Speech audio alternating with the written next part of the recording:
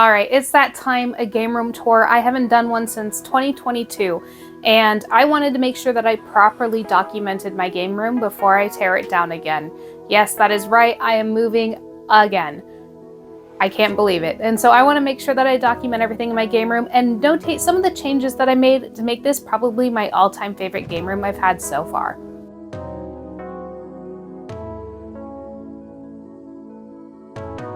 This game room closet has been one of my favorite things about my game room. I developed this shelf to make sure that the shelves were the right amount of not only depth, but making sure that I was utilizing as much space as possible by trying to measure the shelves to fit the games that I wanted to put in it. So the reason I have the shelves so deep is because I actually use this for storage as well. Behind my games, there's things like VHS tapes, extra consoles, just different things that I don't really need immediate access to, that I want to be able to store in my game room and utilize the space as much as possible. But when I did this in my first game room, I really liked the idea, and I can't imagine ever not doing a closet like this in the future, because I like the aesthetic of almost kind of looking like a game store. That's kind of what I was going for. I like having all my games on display so that I can see all of the titles, so that when I want to sit in my game room and have a game night, I can just kind of look at my library of games, pick one, and go ahead and play my games.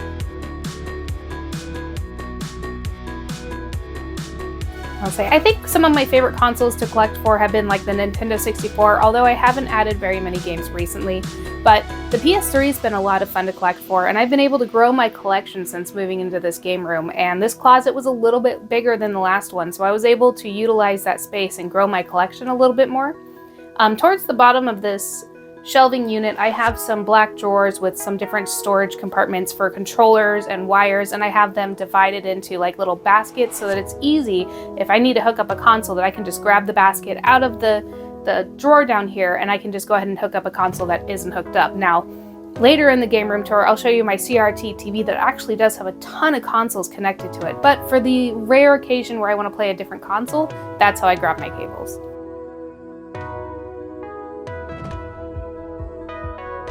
Alright, in this corner of my room, which actually ended up being one of my favorite things I did, the switch wall, I ended up doing these acrylic shelves that I think are traditionally used for like nail polish or something like that, with these displays that I got from the Southeast Game Exchange. I was told these were gift card holders at one point, and I was able to score these for $20 each. Southeast Game Exchange is probably one of my like all-time favorite memories. I made a couple videos about it if you missed it, but it's really cool to be able to have these really large like store displays for a console that's been so much fun to collect for. And although this doesn't fit all of my games, I think it's a good premise for my next game room, having something like this but maybe a little bit larger. That way I can fit my entire Switch collection on the wall. But I like that they're all facing forward, that you can just grab what you want to play, and I've actually been able to utilize the floor space a lot, because this game room, as most collectors, you kind of run out of room regardless of how big of a room you get.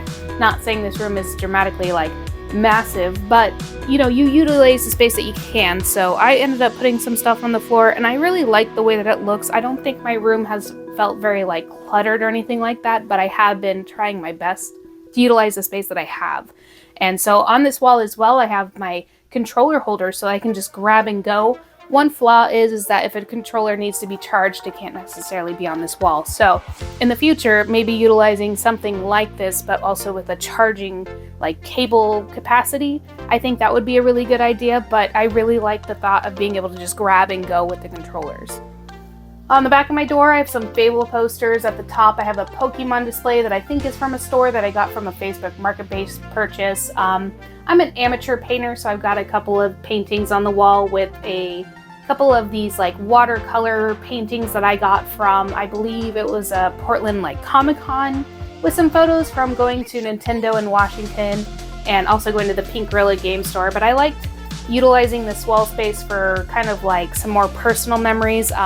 If I wasn't moving, I was actually going to put some pictures towards the bottom so that I could display some of the memories that I have from meeting people like Jen and Scott from Retro Rivals to Square Pegs. I mean, I got to meet a lot of people, Stephen Craig Retro Games. Like, I wanted to kind of display that a little bit more on the wall, but I like having that like personal touch where you get to put some like memories with your friends. Also on this wall, I have displayed some of my like Pokemon items. If it's not apparent, I am a 90s baby who was obsessed with Pokemon. Oh, you're right! I've got a plate that I had gotten when I was a child to some Pokemon special editions. This Pikachu one, the SP is actually a reshell. That SP that I had was completely thrashed, so I ended up doing a reshell. So that one's not real, but the others are. And some of these toys are actually from my childhood when Pikachu still had a few pounds on him. And the picture that I have with the $3 sticker, that is actually something I remember being able to win at like a fair, like with throwing like the darts at the balloons and stuff. And I had one of those myself, but it had a black frame, not a gold one. And surprisingly, within the last year, I was able to find that at like a secondhand store. So I was really glad to add that to my collection. Like I said, I do some amateur stuff, so I like doing perler beads. As well as spray paint art, and so this like galaxy art with my Mewtwo, I really like that a lot. You know, I've got some end tables here that I've utilized for like a lot of my books and like guides, so that I can grab and look at them whenever I want, with my Spice Orange GameCube that I actually have stored in I believe it's like a glasses display case that I got from my last job. And I thought that was really cool, being able to put the console in there and kind of keep the dust off of it. Not saying that the Japanese Spice Orange GameCube is like overly expensive. Maybe it's gone up in price, I'm not sure. But and then I also found this like CD holder that I think was originally from IKEA, and I bought it from Goodwill, and this was a way to be able to display some of my PlayStation 1 games and show that console a little bit more love than I usually do. And this area is where I go ahead and take a seat and play my games. I've got a 2 TV setup, which I'll show you in a minute, but behind me I've got a poster from a friend that was able to give me that as a gift, and above that is a Super Scope.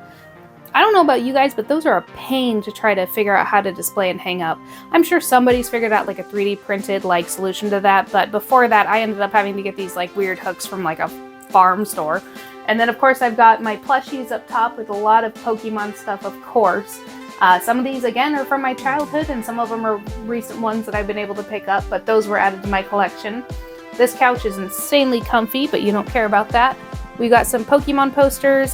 This shelf, I have tried figuring out what the hell to do with this shelf. I'm unhappy with it. It's like one of the few things in my game room I'm not happy with. So I wanted this corner to be utilized as like a handheld area. So I wanted, you know, handhelds to be the theme of this corner, which is why I've got like my Pokemon Sapphire and Ruby poster, the Game Boy posters.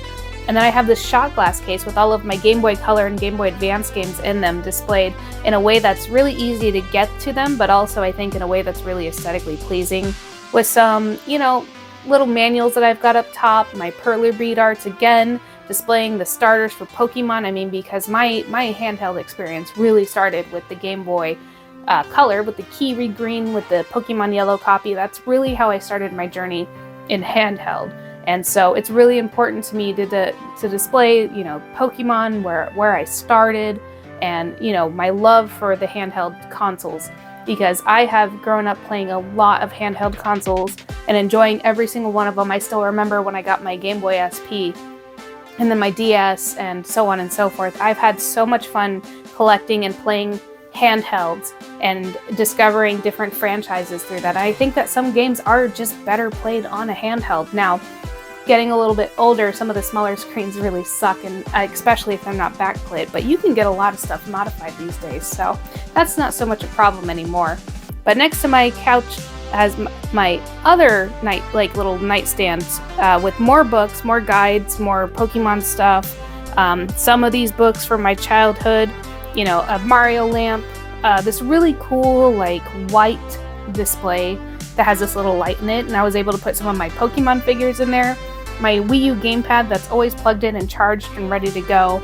And of course, my gaming off the grid glass with my Retro Rivals toaster. I really like having all these things kind of near me, because whether I'm watching YouTube on my flat screen and playing on a handheld, or playing on my CRT and then watching TV, I'm always able to do more than one thing at once, which is really the type of gamer I am, unless I'm like completely sucked into what I'm playing.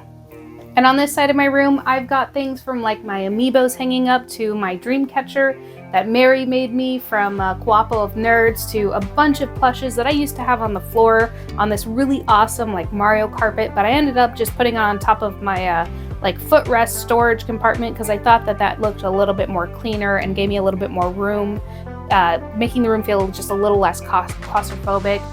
This Pokemon poster I got for 10 bucks at a garage sale, which this was the lead to getting the boxed GameCube box that I have that is the Mario Kart edition.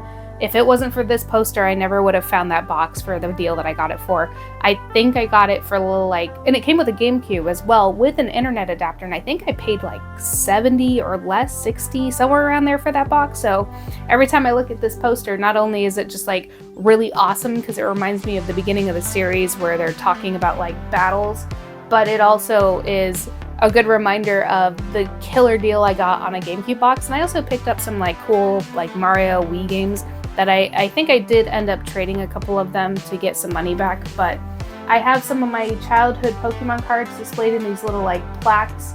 I have some of my Pokemon cards. I did end up selling quite a few of them, but I've got a binder of like my favorites. But these are some of my Pokemon cards, some of the dog tags that they had from back in the day. And then these are the like reproduction cases for some N64 titles that I originally bought because I thought I was going to put all my N64 cartridges in these like holders, but it ended up being more money than I wanted to spend, and I thought they looked a lot cooler on the wall. On the first side of the wall next to my TVs, I have some like Mario figures, a cool little box that I got from Japan that's featuring like a Mario and Pokemon collaboration. A cool way to display some of my Mario toys with my box Nintendo action set, which I ended up getting in a trade. I was buying bundles at the time. I don't really do this anymore, but I bought a Wii U bundle and I put it up for trade. And I think this might have been like 2019, so the console wasn't like terribly new, the Wii U. And somebody offered a trade of a boxed NES with NES titles. I think I got Luigi's Mansion on the GameCube, and then A Link Between Worlds on the 3DS. I got a killer trade on that one, and this was a few like back in the day. The console is really yellow, but it's got all of the inserts. It's got everything that you would want with the box console, so I was happy. I honestly don't even remember the console worked. I was just so happy to get the games and the box with the inserts. And then my Sega Master System that I have a whopping 1 title for. I want to collect more for it, but I just don't run into games very often. And along my shelf here, this is the space where I utilized where to put like some of my Sega, PlayStation, and Xbox consoles. Not so much a focus on these guys, so much more as like my Nintendo stuff, which you'll see a little bit later. But, you know, we got the good stuff. We got the Genesis, the Saturn, the Dreamcast. We got some PSP Vita action, which the Vita, again, I did a trade for, which I felt like I got a really good deal. PlayStation 1, the minis, a couple of Xbox 360s. I was able to find a couple of Xbox 360s back in the day for like 10 bucks at Goodwill, so whenever I would see them, I'd end up picking them up, and for the most part, they did work. So that's why I've got so many Xbox 360s. And then you kind of transition into the main area. And then this is my main setup for my TVs. I've got a flat screen up top and a CRT at the bottom. I'm somebody who, if I'm playing like a game that I played before, like retro titles, I tend to like to watch stuff up top. And if I'm playing a modern game, sometimes I'll watch like a VHS tape at the bottom. In any regards, this is my main setup. I got my 2 TVs. A lot of these consoles down here are actually hooked up where I have these switches on the side here. It's like a Pelican brand that I ended up finding both of these at 2 separate occasions on 2 different thrift stores. So a lot of my consoles are actually hooked up. Now, towards the bottom, I have some 3DS titles and then my NES Classic Edition boxes, and those are actually hiding behind them a like power brick where I have a bunch of not cables, but plugs, and they're all labeled with these little tags on them, so they couldn't all fit, so sometimes I do have to go down there and plug the console in that I want to play. But for the most part, majority of these are hooked up, and all you have to do is turn the console on and switch to the correct video input and then switch to the right console. But you know, I've got the stuff like the Wii, the GameCube, Xbox One, PlayStation 2, the Saturn, the Switch, the Wii U, the Xbox, PlayStation 3, PlayStation 4. My twin Famicom isn't currently hooked up, but I have played with that a few times. But it's kind of an area where I really wanted to make sure that I had quick access to consoles that I like to play with, like the N64, the SNES Junior, and the Sega Genesis 3 up top, which have been consoles I've been playing with a little bit more often than usual. But it was really important to me to find a solution for that. And in one of my videos, I actually talk about the brick wall that I have on the back of my console here to basically hide all of those cords. Of course, it's not a real brick wall, but it's something that you can buy at like a hardware store to basically hide all of the cables, because there is a lot of cables behind this setup. I would say one of my favorite things about my game room is my box Pikachu N64 set that I actually ended up getting gifted from a friend for my birthday quite a few years ago. She also is the one that gave me the gold version of the Zelda Ocarina of Time, which I believe a Toys R Us exclusive, which so is this. And that guy, I think, is mostly complete. I don't think it has the microphone in it, though, with the part that connects to the controller. So maybe in the future I can go on a hunt to see if I can complete this set once and for all. But I also have a Virtual Boy, which a lot like my Sega Master System, also only has one title. I think it's Mario Tennis. For my birthday one year, I treated myself to a boxed Virtual Boy. And I would like to collect more games for it. It's just I don't really come across them ever, and it's not really something I wanted to buy off of eBay. So hopefully if I go to more game conventions in the future, that I can go ahead and pick up more of those. But I also have more Pokemon. Believe it or not, there's more Pokemon in my game room. A lot of these toys are also from my childhood. The Ash Ketchum, I've had that forever. My red N64 controller on this awesome 3D printed stand, in addition to this awesome 3D printed Nintendo 64 sign that Rock Solid Productions has made. I can link his store down below, but he makes awesome 3D products if you want to spice up your game room or display your controllers in different ways. He's somebody you should definitely check out. I was able to add a Pokédex to my collection. I had one as a kid, but didn't, I have no idea what happened to that. That seems to be the case with a lot of our collections, isn't it? And of course, I have displayed my fantastic N64s, which I was so happy to be able to complete this collection before the prices got too out of control. I mean, I started this collection with buying basically I kept buying them in sets of 2. And so my first set was $50 a piece, second one was I think like $60 a piece, and then my last one being the most expensive, where I, paid pretty close to price charting. I think I got a little bit of a deal since I was buying both, but some of them had jumper packs, so it ended up sweetening the deal a little bit. And of course, all of them have their controllers with them. I'm so glad to have these in my collection. I love collecting for the N64.